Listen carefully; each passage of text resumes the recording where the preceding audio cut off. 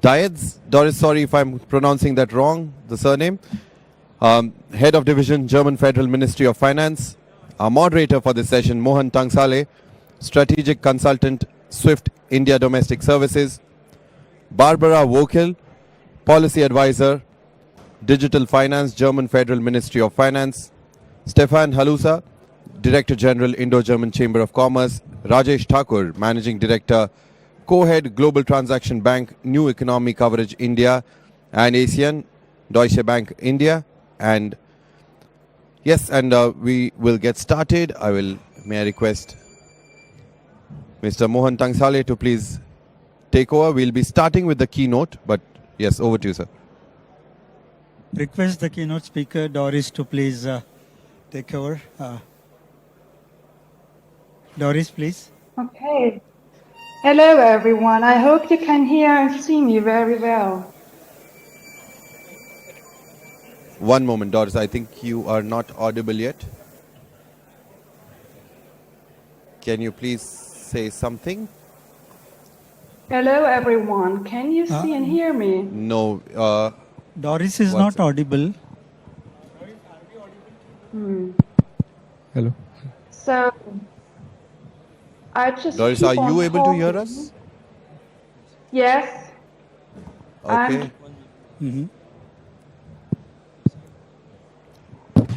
One second, we're just sorting this out.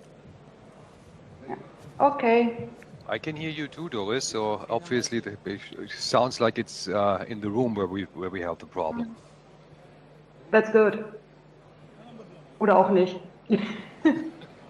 Zumindest müssen wir jetzt nichts machen. Genau. Ja, ja.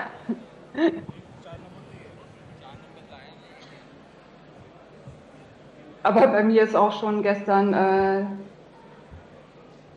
der Test nicht wirklich. Ich habe gar keinen Test gemacht, also insofern. Ja, genau, aber wir am Ende auch nicht. Okay, nee, dann war es das Gleiche. Also ich habe darauf vertraut, dass es irgendwie heute schon funktionieren wird. Ist ja schließlich ein Fintech. Doris, we are audible, ne? Yes, can you hear me now? Yes, I think we are audible, but we are not able to hear her. They're just checking the technicals. Okay.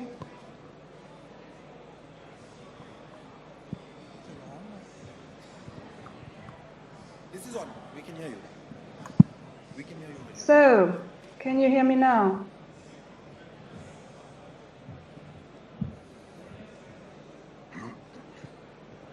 And everyone sitting at the back, if you all can come, please come forward. A lot of empty space in the front.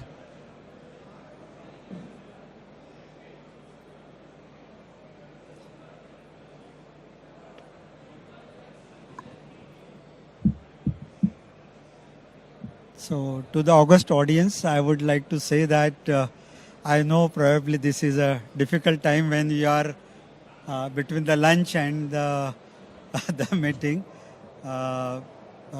Nevertheless, I can assure you that the inputs coming from my colleague will be extremely useful for all the fintech world. And that's typical of having a technical snag in the fintech conference. All right, Doris, can you please say something? I think we are... Can you hear me? Hello? Yes, Hello, we can hear you now. You are audible now. So, loud and clear. So, Doris, you are welcome. Okay. As you know, the panel is for fostering fintech innovation, the way forward between India and Germany. And as I understand, you are head of digital technology, payments, and cyber security. I'm very sure that the inputs coming from you will be very exciting for my audience who are looking forward for partnering with the German initiatives. Over to you, Doris. Thank you. Yes, thank you very much. And first of all, a very warm good morning from Germany. For me, it's maybe a bit easier since I haven't had lunch yet. So I'm very pleased to participate in the Global Fintech Fest today, together with my colleagues from the Ministry of Finance. And I would like to start by congratulating the organizers of the Global Fintech Fest for putting together such a distinguished set of speakers and highly interested panels. I wish you all the best for the conference. I think the conference underlines the important role fintechs play in the digital and sustainable transformation of the global economy. and I am convinced that the digital transformation and the path towards a climate neutral economy will determine the future competitiveness of our economies. The digital and green transformation is changing how we pay, how we save, how we invest, and how we insure ourselves. And the transformation is already starting. We all know that digital business models are not bound to jurisdictions, and neither do climate effects stop at countries' borders. Therefore, global cooperation is needed to tackle these challenges together. Germany has put digitalization and sustainability as high priority on its G7 presidency agenda. And with India's upcoming G20 presidency, India has a significant role in advancing global cooperation. I'm very much looking forward to it. In the financial industry, your main topic today, both startups and established companies are not only financing our innovations, but themselves are driving innovation with new ideas and new technologies. In my view, there are three key factors for a successful fintech ecosystem. The first is talents, the second is capital, and the third is policy and regulation. Of course, governments can influence all three factors. However, I would like to focus on the last one. I think the question is, how can policy and regulation encourage fintech growth? In Germany, we aim to find the right balance between promoting innovation and competition on the one side, whilst protecting investor and financial stability on the other side. Our efforts have been increased with our current government, which is placing a priority on fintechs and digitalization. As you all know, Germany is part of the European Union with its harmonized internal market. Most of our financial market regulation is therefore passed on European level. I would like to give you two examples in the fields of digital and sustainable finance, where the European Union is currently at the forefront of global discussion. The first example is crypto assets.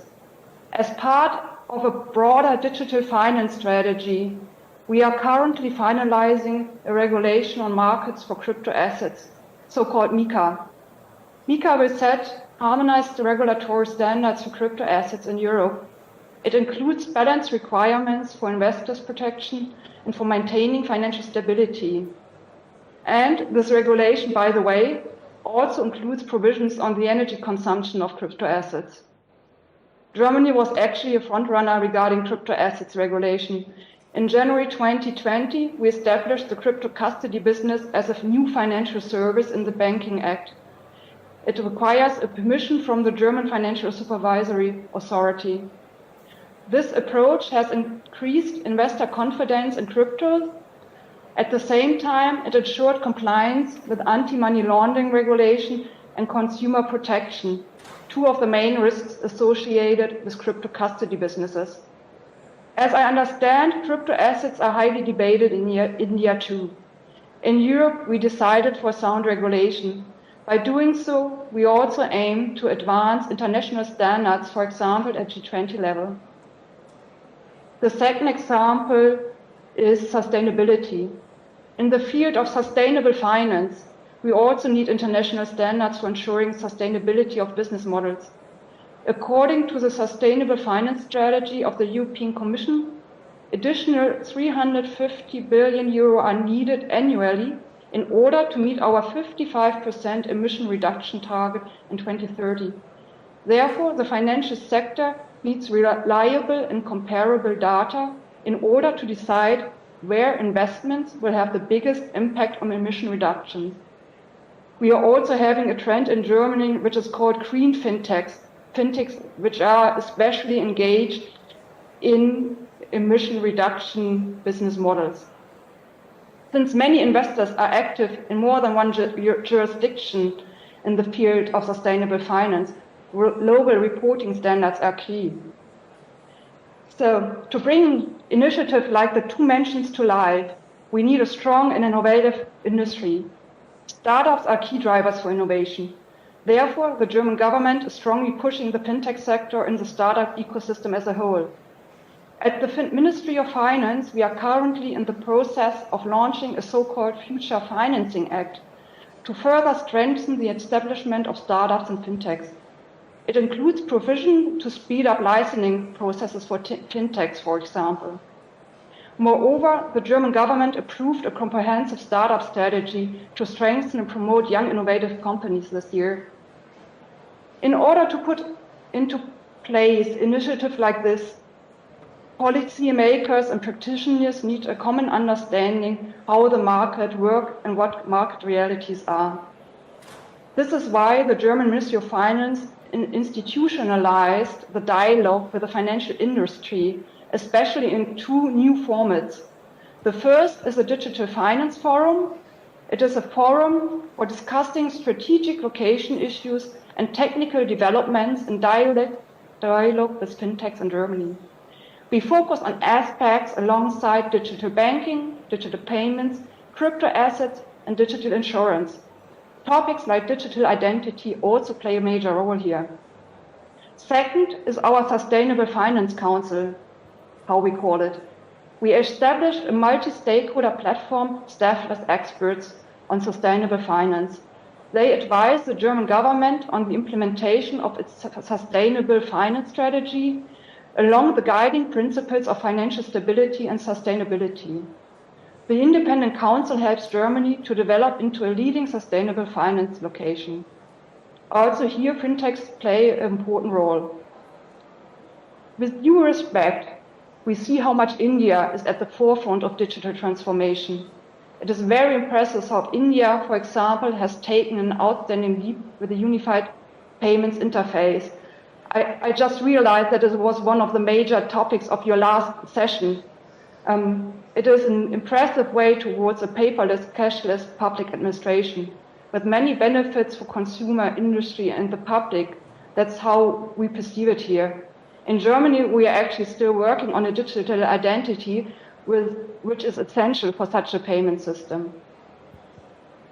I believe that there are a lot of points of contact between India and Germany for closer cooperation. We are both interested in a secure market environment.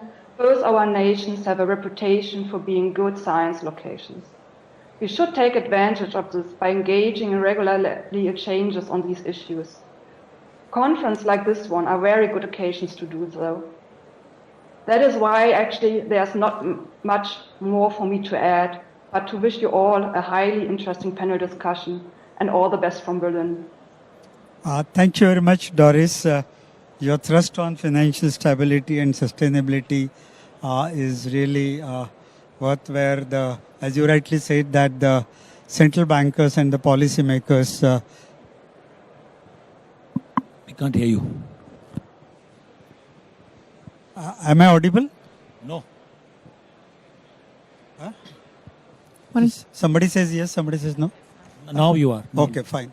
So I really appreciate your thrust on financial stability and sustainability. And as you rightly said, the common understanding among the policy makers, if you are moving ahead on the crypto, I think this is one area where the Indian regulators are pretty skeptic about it, but would also like to have the regulations. I am sure that things will work out. And I think there could be a lot of opportunities, as you rightly appreciated the UPI. On the digital identity also, I think Aadhaar, our UIDI is doing excellent job, and there could be many more areas where probably the German and Indians can really work together. So having said that, thank you very much. And now I would like to invite Mr. Stefan, who is the Director General of the Indo-German Chamber of Commerce. And Stefan, I would like you to really focus on possibilities to facilitate connecting in the both directions, the networking point of view, the fintechs who would like to operate in Germany or the German fintechs who would like to operate in India. How can you really, what kind of a guidance that you would like to give to the audience? Over to you, Stefan, please. Yes. Thank you very much, Mohan. I hope you can hear me. You are and audible. I would like to thank you and Stefan, Sorry? you're audible. You're audible. Welcome. Wonderful. Thank you. Yeah, thanks for the introduction. And also, of course, thanks to the organizers of this great event for having me, especially as I'm not an expert on fintech at all. So I would, as you suggested, like to focus on the Indo-German corridor because the title of the discussion is the way forward between India and Germany.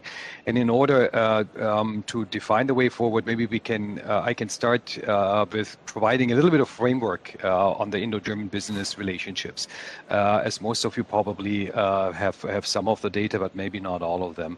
Currently, we have around 1,800 German companies which are active in India, and they provide around 500,000 jobs in the country. In the other direction, we have we lost you again. 600.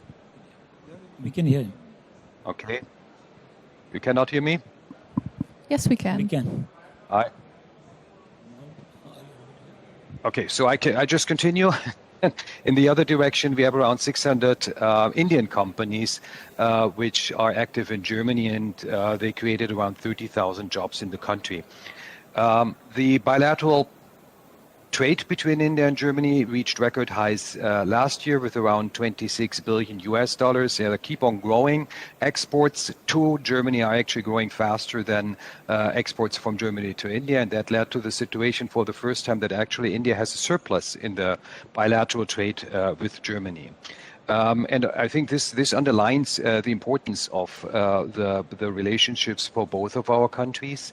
And when we look into German investments in India, the service industry has been one of the most important sectors over the last 20 years. I think it's the second most important. And of course, banking and finance is one of those areas. And our role as a bilateral Indo-German chamber is, of course, bringing the players together, which basically means we're acting as an information platform for all the stakeholders, whether it's companies, whether it's associations, whether it is the government. We want to provide this platform because there are already multiple initiatives between countries which could also and should be interesting for startups in the fintech sector. There's, for example, an initiative called GFF, the German Indian Startup Exchange Program, which is active in the corridor. There is a German Accelerator, German government-funded initiative that supports German and Indian startups across all sectors, all industries. There is a digital dialogue, and there's also Indo-German Digital Working Group. Both of them have the target to harmonize activities and initiatives between both of the countries to basically increase the ease of doing business. And that always includes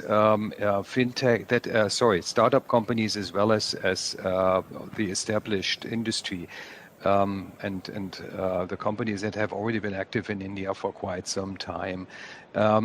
We are also, together with our partners, organizing startup delegations because, of course, the first step has always been, and is the most important step, is to better understand the market environment in the respective other countries. So we support with our partners to provide the opportunities to startup companies to actually visit India or visit Germany to get a better understanding of the market environments, because that, of course, is one of the challenges that we see, and that is also true across all industries and across all sizes of companies, that it is important to better understand the respective target markets. And this is again our role. I can only reach out to everyone to contact us in this regards. If there's any interest in getting more information, please reach out to the Indo-German Chamber. We'll be happy to provide more information on our activities, but also on the activities that I mentioned that are already existing between India and Germany. Thanks,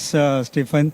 I think your invitation to connect to Indo-German Chamber of Commerce, get into the exchange programs, understand startup delegation, understand market environment, it's excellent. I mean, the fintech world from the country should really take care. So I'll come to Rajesh now. Rajesh, as India is the fourth largest country with regard to the fintech growth, having.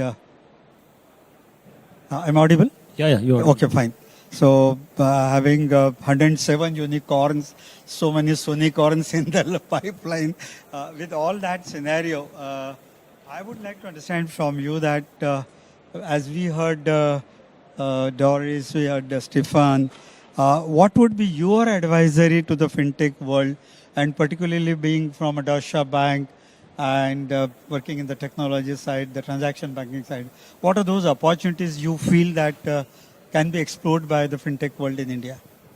So obviously, India has done great progress in the entire last 5 to 7 years in the entire new economy segment. Same way, if you look at, but a couple of areas I was looking at, lot of platform economy got developed across the world. Now, if you look at the areas which are focused from an India perspective, and what are the strengths of Germany on those areas, right? So I thought I'll narrow down on those areas where it is what India needs and probably what it's to the strength of German technology companies. So as Doris mentioned and Stefan also mentioned, sustainability is a key priority. It is in fact obviously the theme of this conference as well. So you will see 1 in 3 new startups in Germany is on sustainability, right? Where obviously we will see similar action is expected in India. But there is already a long list of startups in Germany where you will see, like, if just to give an example, like if you want to calculate your carbon footprint, right? So there are apps available based on your lifestyle, based on how much you travel, what kind of consumption you do. And 72%, as per research, say that it is consumer behavior which is impacting the CO2 emissions. So if you look at this sustainability as a theme, there are very startups where some of them have raised some significant amount of money as well, where you can do how you can be carbon neutral, what steps you can take, and eventually also there are products where you can buy, somebody will do tree plantation on your behalf, you can invest in solar farms if you want. So these are some of the startups where they're focused on green energy. There are startups where if you want your house to be having green electricity, right? So there are plug-and-play solutions, how quickly they can connect and ensure that the house gets green energy. Peer-to-peer retail trading of green energy and carbon footprints. I think there are some serious milestones where Germany and the startups, specifically in Berlin, have progressed well. So that would be one area where I feel maybe the companies in India can look at Germany on at least partnering on these areas and leverage that. Because today we celebrate, that so many people are using digital apps in the country. People are, so many amount of UPI transactions happening. We have significant amount of demat accounts getting opened. But, time is not far where every one of those wants to know how they are doing their bit for the environment and how proactively they want to monitor that. So I see there Germany clearly can add a lot of value. A couple of other areas where if you draw commonalities between the two countries, the SME or MME companies that we call it in India, Germany we call them as Mittelstand companies. These are the important fabric of both the economies and for the future progress of both the economies, right? So and generally these sectors have issues in other panels also you would have heard in terms of access to finance and how data-driven lending has to really take off, right? So if you look at a high-end embedded finance play in these kind of segments, right, where you shape up these companies into better technology, they have better systems, their whole entire accounting and software systems can be connected with an embedded finance proposition where these companies, not only they themselves get access to finance, but also their suppliers, their dealers, and not in a classical way which banks do, right?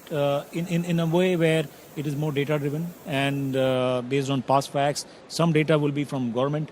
And here again, there are commonalities like the OCEN network that India has working on. Account aggregator framework is there. Germany has also certain initiatives on these regards. So these areas also I feel on the, I think I lost connectivity. Sorry. Am I audible? No. No. Not working. It's not working. Am I audible to you? No. No.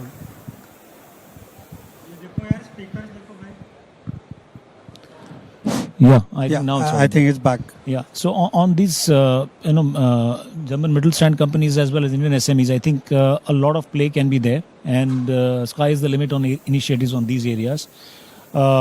Also, there's a lot of focus in Germany on women entrepreneurship, which is also a common focus for India. And there's a dedicated focus from German ministry also on promoting more women entrepreneurs. If you look at, which Doris briefly mentioned, on areas where the regulator in Germany has been, at least experimenting on digital assets, which was talked about, which India is still, the situation is evolving in India. If you look at crowdfunding platforms, again in Germany, there are certain evolving regulations on these areas, right? So, and even on application of blockchain, Berlin has, over the last 3 to 5 years, become a hotbed of startup innovation in Germany, in terms of a lot of startups which are blockchain based, and this can be leveraged across multiple applications. So these are at least the 3-4 clear areas where India needs to obviously go on, and Germany has significant strengths of startups in these areas. Great. I totally agree with you. I think a lot has been done on payments and lending side, but the areas which you have mentioned about the sustainability are extremely important, and I think some work is happening on the RegTech or AgriTech who are probably contributing to the sustainability. Having said that, Barbara, I'll come to you, and I'd like to understand that how the Indian fintechs can really learn, because India is a vast country. Our rural India, which you call Bharat, is yet to enjoy the benefits. Although the density, mobile density is very high, the internet density is very high, but this kind of innovations, I think, need a lot of push. How exactly this can be leveraged? Your inputs, please. Yeah, thank you very much. I think one thing that I can only agree with you on is that basically for all these global challenges, global answers are needed. So when it comes to sustainability, when it comes to digitalization, as Doris mentioned before, it does not stop at a border. And it does also not stop because a country is maybe of a different societal structure than another. However, I do see that particularly in the terms of sustainability, Germany has put this as a high priority on the agenda of the G7 presidency at the moment. And moreover, we are focusing this work in international standard boards like the ISSB. Basically, I think this is the way that we need. We need global standards. We need open data globally. We need the access to that in order that both in Germany, in India and worldwide, we can benefit from the innovation that is done in India, that is done in Germany, that is also done in Europe as a whole and in the world. I think one thing that we cannot forget is we are speaking of Germany now, but Germany is highly embedded in the European Union, particularly when it comes to the financial market. We have a large harmonization when it comes to regulation of banks, of fintechs, of now with MiCA also of crypto custodies. So basically, this is, I think, a strong asset of Germany within this European market to have an access point, for fintechs from abroad to see Berlin, to see Frankfurt as their home base. And I do think that this harmonization of standards, of data access, of APIs, I think this is something that we also need in order to benefit from both developments in South Asia, in Germany, in wherever. So I think this is an important point to foster this global cooperation more in the boards that are existing, in new ones. But I think this is one aspect where we can work together. And regarding what Germany can learn from India, I think we heard a lot of what the mutual benefits can be. And like, for example, the UPI, as mentioned, your digitalization, I was following a session earlier regarding mobile business connections and payments. I think these are things where we tend to be a very cash-intensive country. Mobile payments are only now starting off. We are taking it a bit slower with these digital developments. Barbara, you being from the finance ministry of Germany, our audience would be very eager to understand what are those ecosystem opportunity to set up the new entities, or what is the funding position for the startup capital, and what kind of sustainability support that can be available, if some thoughts can be given on that. Yes, absolutely. So as mentioned, our new government, which has been in place since last September, has put the fintech and the digital finance industry as top of their agenda. That means there are certain legal initiatives ongoing which foster the framework around it. This means attracting capital, making it easier for foreigners to work in Germany, making it easier to actually compete on a global level with other digital companies. So this is one aspect that is fostered now across the whole government. The second thing is actually the access to capital. So we have set up initiatives like the so-called European Tech Champions Initiative, European initiative actually to foster the scale-ups in Germany and the ones that come to Germany. We have quite solid funding for the startups, but the scaling up, so importantly for a relatively small market in Germany to be able to scale across Europe, to be able to scale across the borders. That is something that is taken in diverse initiatives that actually regard the funding. When it comes to the funding, these initiatives that are set up now foster a dual approach. So basically there is put public money in the system. However, it's always at the same speed with capital that comes from private investors. And I think this is a very important issue. The government, we cannot finance, we also don't see it as our task to finance the economy with subsidies. But however, we set the frame, and with these capital initiatives, we foster private capital as well. Great. Thank you. Rajesh, I would like to make a reference to a wonderful document I have come across, which was released during a banking conference called the Poster Child. AI, OpenStack and blockchain will make banking a poster child of resurgent India. I would really like to hear from you that how the fintech world can really associate with the banking industry and can make a difference, and how we can invite some of those fintechs from Germany who can meet the expectations here. Yeah, so initially there was a lot of talk of banking getting disintermediated by startups or by fintechs and all. Over the years, people have realized that both will obviously coexist with each other, with drawing their own strengths, right? So, and partnering is the only way forward, right? So, on a couple of these initiatives on banks are obviously migrating the architecture so that the systems are more future-proof. And startups are, at least in terms of the technology they bring to table, is completely new. Everything is on cloud. UI, UX is all state of art. But at the same time, banks have trusted relationships. The customers are there. It's gone again. It's gone. I think, it's back now. Yeah, so the trust built over the corporate customers or retail customers over the years, right? So I think it's important for both to work together.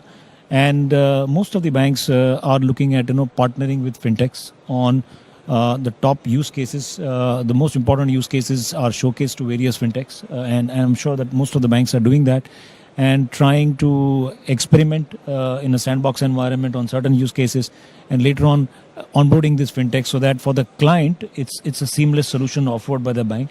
And there again, more on robotics, AI, the entire. If you look at the front end of the bank, but back in terms of front to back automation, operation automation, a lot of fintechs are providing solutions on those areas, and banks are leveraging on these kind of technologies to become more efficient. And I think it's a more open environment. Banks are very clear what they will build and where they will partner. I think so, and both can coexist and grow. Fine. So, Barbara, how is the environment in Germany with regard to this collaboration between the banking industry and the fintech world? I do think it's quite similar. However, I think generally it's not only fintechs or what someone classically understands as fintechs and the traditional incumbent banks that are in the payments, in the insurance ecosystem, but it's more and more classic tech platforms that are more and more also taking the customer-facing roles that previously banks occupied. And this is a development that is also becoming more and more in Germany with, I don't know, paying with the Apple Pay, paying with the WhatsApp Pay. These are things that are slowly also bringing new, or not new, but new actors in the financial ecosystem that are more than the classic fintechs and the banks. So I think this cooperation between the classical fintech that has a new payment solution or that is a payment acquirer, this has been quite came together, so to say, and now there is even new actors where a new balance needs to be found. So, Barbara, a lot of thrust on the crypto assets management, and I understand that the Germany is one country who is licensing the digital banks also. So, can you throw some light on the licensing of digital banks and how do they really complement and support the banking system? Yes, so basically there is the license for a full bank, so to say, which is just a general basic banking license. That is one option. However, we also do have cases of so-called white labeling, meaning that a fintech is white labeling the bank license, the full bank license, and also with this the ways of how I'm liable from another existing bank. And we do have banks that are actually fully having this white labeling model as their business model. It comes with their own risks, I would say, definitely. So I am a bit hesitant, but it is an option at the moment. Yeah. So Rajesh, your thoughts on digital banks in India? So here, obviously, again, this is an important topic whether there should be an independent digital bank license, right? I think there are various deliberations going on. As of now, what all you see, obviously, back end there is a licensed bank, front end there is a high quality app, but technically using the license at the back end of some bank, right? Which is the model which we work on. Whereas where you see N26 or Solaris Bank have been very successfully working in Germany. So this area also, and also it comes under a discussion that most of the banks thinks that you should have a full play digital bank license as a separate category in the country. With obviously certain, you can test them in a restricted environment before allowing them all the activities. But then again, there are various topics where whether the regulator would be this contradicts the branch licensing policy. So how that would form, right? Because then if every bank has a digital arm, the branch licensing policy needs to be looked at it. So I think these are important topics, but we can at least have experiments on those areas where, like, we had launched payment banks earlier, right? Then most of them got converted into small finance bank. So that I think we should leverage this, the experiment in Germany, and try and look at a separate category of digital bank licenses in the country. There's a strong need for that. Thank you. Barbara, I'm always concerned as a banker that whatever innovations happen, the digital literacy is the base for expanding the usage. So anything different that Germany is doing on the digital literacy, which could be adopted by India? Well, I do think that, first of all, completely agree. Digital and financial literacy, I think both of that highly needs to be highly prioritized. I think we had some very interesting initiatives on financial and digital literacy coming from the private sector. We did have some fintechs that were very successful in, for example, enabling investing for younger people, for people that invest maybe $100 and not $1,000 or more. So bringing financial education, like these trials, to the customer, to the younger people, on an app, in a platform. These, I think, are solutions. We have that, for example, Trade Republic and Scalable Capital, that I think are highly necessary to actually foster this investment and digital and financial literacy. Thank you. I think we're left with just 2 minutes, so I'll request Rajesh and Barbara, one minute, what other inputs you would like to give to the audience to foster this relationship?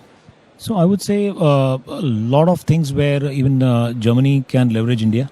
I think in terms of this talk about UPI going international, and obviously NPC International wants to take even to Germany and to broader Europe. I think that is one immediate area of cooperation which can be immediately worked upon. Then, in terms of like we have ONDC, which is set up in the country right now, and the whole idea is to democratize access to e-commerce. A similar initiative across broader Europe obviously will bring a lot of benefits to the small and medium companies where they can have access to e-commerce, and so that these are the areas where I feel maybe, and of course the other areas on building a real-time payment platform, digital identity. Those are obviously well spoken, the initiatives in payments and all, but these two similar ONDC kind of initiative. Correct. And taking UPI across Europe, I think these would be the areas where Germany can leverage. Great. So Barbara, this open network digital commerce is going to be game changer in the country where the platforms will get integrated. A last thought from you for fostering this fintech innovations. Yeah, thank you very much. I'm looking forward to discussing more on the just proposed topics of collaboration. I think what I want to say last is we learned our lesson. So I think we are known as a very bureaucratic country, maybe not the easiest to communicate in English. So this is what we take on. So what we took on, we want to enable also outside of Europe players to scale within Germany in the European market. We will make it easier to get the licenses, also using the English language. All these kind of aspects we have learned our lesson, so to say. And regarding, now the time is over, I guess. Kindly switch on. Hello. Time is up. Yeah, it's on. I think there was the sign that time is up now. So definitely that. And as said before, I think that's the last point to end up with. Given these global challenges, we do need global cooperation. Thank you. So I think we are given some time for the question answer from the audience. If any question is there from the audience, to either hello, I'm audible? Yeah. So if there is any question to Barbara or Rajesh, I welcome the questions, please.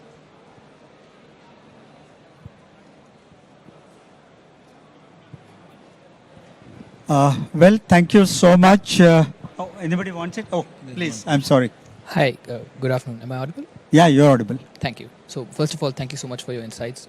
One small question would be, how does Europe look at the recent developments that have been happening in India? And what is the sort of general consensus across the European market as to what the Indians are doing with fintech? Barbara.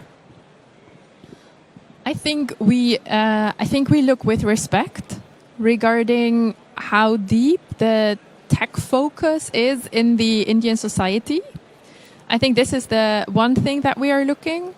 I think to frame the bigger picture, we are also looking with our lens of data concerns that we most always look at things with. So this is an aspect that I have to say at this point. This is something that we in any case we have a look at, which is also. And I think maybe lastly, how we also see is flexibility. So with the given ideas, you make something out of this and you put them into practice and you make it work. We are often looking at what would be obstacles that it doesn't work, whereas I have the impression also from some talks here that it's very much the spirit of, we will make it work because we believe in it. Thank you. Thank you. Any more question, please? Well, I think a lot of inputs have been really received. So my sincere thanks to Doris having joined from Germany. Sincere thanks to Stefan joining from Delhi and inviting the Indian FinTech to the Chamber of Commerce, Indo-German Chamber of Commerce. Thanks, Barbara, flying all the way from Berlin to Mumbai for this conference. Thanks. Rajesh, thank you so much. Thank you. With Thank this, you, thank you so much, guys. Thank you. Thanks a lot.